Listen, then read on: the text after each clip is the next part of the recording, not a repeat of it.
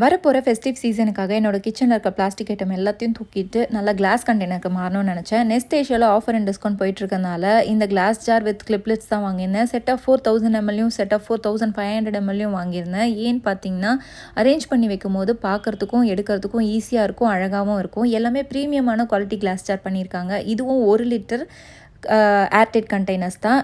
பார்க்குறதுக்கே ரொம்ப அழகாக இருந்தது. என்ன மாதிரி யாருக்கெல்லாம் ஆர்கனைசேஷன் ரொம்ப பிடிக்குமோ கண்டிப்பாக இந்த ஆஃபரை மிஸ் பண்ணாமல் நான் வாங்கின இந்த கிளாஸ் சேரை நீங்களும் வாங்கி அரேஞ்ச் பண்ணி எப்படி இருக்குன்னு சொல்லுங்கள்.